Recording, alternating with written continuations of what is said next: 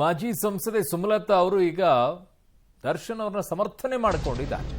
ಜೈಲಿನಲ್ಲಿ rowdy sheeter ನಾಗನ ಜೊತೆಗೆ ದರ್ಶನ್ ಹರಟೆ ವಿವಾದ ಏನಿದೆ, ದರ್ಶನ್ ಅನ್ನ ಸಮರ್ಥಿಸಿಕೊಂಡಿದ್ದಾರೆ ಸುಮಲತಾ ಅವರು. ಜೈಲಲ್ಲಿ ಇರೋದು ಯಾರು? ಕ್ರಿಮಿನಲ್ಸ್ ಅಲ್ವಾ? ಜೈಲಲ್ಲಿ ಓಡಾಟ ನಡೆಸೋಕೆ ಯಾರು ಸಿಗ್ತಾರೆ? ದರ್ಶನ್ ಆರೋಪಿ ಸ್ಥಾನದಲ್ಲಿದ್ದಾರೆ. ದರ್ಶನ್ರನ್ನ ಮಾತ್ರ ಹೈಲೈಟ್ ಮಾಡುತ್ತಾ ಇದ್ದಾರೆ ಅಂತ ಸುಮಲತಾ ಅವರು ಹೇಳಿದ್ದಾರೆ. ಮೇಡಮ್, ನೀವು ಮಂಡ್ಯದಲ್ಲಿ ಸ್ಪರ್ಧೆ ಮಾಡಿದಾಗ ಅಲ್ಲಿ ತುಂಬಾ ಜನ ಇದ್ರು, ನಿಮ್ಮನ್ನ ಯಾಕೆ ಹೈಲೈಟ್ ಮಾಡಿದ್ರು ಮೇಡಮ್? ಅಲ್ವಾ? ಉಳಿದಂಥವ್ರು ಸ್ಪರ್ಧೆಗಳಿದ್ರಲ್ಲ, ಅಲ್ಲಿ ಇಂಡಿಪೆಂಡೆಂಟ್ ಆಗಿ ನಿಂತಿದ್ರು, ಯಾಕೆ ನಿಮ್ಮನ್ನೇ ಹೈಲೈಟ್ ಮಾಡಿದ್ರು? ಯಾಕೆ ನಿಮ್ಮನ್ನೇ ಮಾಡಿದ್ರು? ಕೇಳಿಸ್ಕೊಳ್ಳಿ ಏನ್ ಹೇಳಿದ್ದಾರೆ.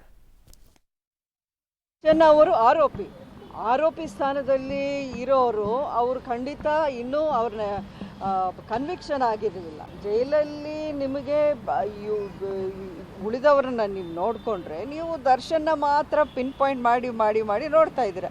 ಒಂದು ಸೈಡಲ್ಲೂ ಫೋಕಸ್ ಮಾಡಿ, ನಿಮ್ಗೆ ಗೊತ್ತಾಗುತ್ತೆ ಅಲ್ಲಿ ಯಾರಿದ್ದಾರೆ, ಏನೇನು ನಡೀತಾ ಇದೆ. ಜೈಲಲ್ಲಿ ಯಾರಪ್ಪ ಇರ್ತಾರೆ? ಜೈಲಲ್ಲಿ ನಿಮಗೆ ಇನ್ಯಾರು ಸಿಗ್ತಾರೆ ಜೊತೆಲಿ ಓಡಾಡಕ್ಕೆ? ಜೈಲಲ್ಲಿ ಇರೋದೇ ಕ್ರಿಮಿನಲ್ಸ್ ಅಲ್ವಾ? ಜೈಲಲ್ಲಿ ಅವರ ಜೊತೆಲಿ ಇರೋರ್ ಜೊತೆಲಿ ಮಾತಾಡದೆ ಇನ್ಯಾರು ಸಿಗ್ತಾರೆ?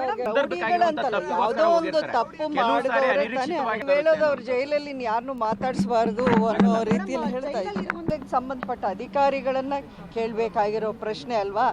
This is the mistake of the authorities they.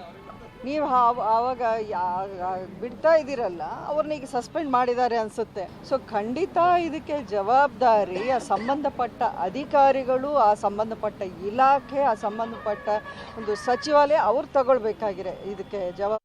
Darshan ಮಾತ್ರ ಫೋಕಸ್ ಮಾಡ್ತಿದ್ದಾರೆ, ಸೈಡಲ್ಲಿ ಇರೋರ್ನು ನೋಡಿ ಉದ್ದೇಶ ಏನು ಅನ್ನೋದನ್ನ ತಿಳ್ಕೊಳ್ಳಿ ಅಂತ. ಆದರೆ ದರ್ಶನ್ಗೆ ಏನು ಬುದ್ಧಿ ಇಲ್ವಾ? ಹಾಗಾದ್ರೆ ಸೈಡಲ್ಲಿ ಇದ್ದವ್ರು ಏನೋ ಷಡ್ಯಂತ್ರ ಮಾಡ್ತಿದ್ದಾರೆ ಅಂದ್ರೆ ಅವ್ರ ಜೊತೆಲಿ ಇವ್ರು ಯಾಕೆ ನಿಲ್ಬೇಕು? ಅಲ್ಲಿ ಕೂತ್ಕೊಂಡು ಯಾಕೆ ಕಾಫಿ ಕುಡಿಬೇಕು? ಜೈಲಲ್ಲೂ ಯಾವ ತಪ್ಪುಗಳನ್ನ ಮಾಡಿ ಬಂದಿದ್ದಾರೆ ಅನ್ನೋದು ಬೇರೆ. ಇಲ್ಲಿ ಕೂತಿರೋರು ಇದಾರಲ್ಲ, ಇಲ್ಲಿ ಕೂತಿರೋರು ಯಾರು ಅನ್ನೋದನ್ನ ಮೇಡಮ್ಗೆ ಅರ್ಥ ಆಗಿದೆಯಲ್ಲೋ ಗೊತ್ತಿಲ್ಲ. ಪಿನ್ ಪಾಯಿಂಟ್ ಮಾಡೋದಾಗಿದ್ದಿದ್ರೆ, ಮಂಡ್ಯದಲ್ಲಿ ನೀವು ಚುನಾವಣೆ ಸ್ಪರ್ಧಿಸಿದಾಗ ಬೇರೆದವ್ರನ್ನು ಪಿನ್ ಪಾಯಿಂಟ್ ಮಾಡಿದಿದ್ರೆ ನೀವು ಅವತ್ತು ಗೆಲ್ತಾ ಇದ್ರೂ ಗೊತ್ತಿಲ್ಲ. ಪಿನ್ ಪಾಯಿಂಟ್ ಮಾಡೋ ವಿಚಾರ ಹೇಳ್ತಾರೆ, ರಾತ್ರಿ ಸರ್ ಮಾತಾಡ್ತಾರೆ, ನಿಮ್ಗೆ ನಾವು ಮಾತಾಡೋದು ಬೇಡ.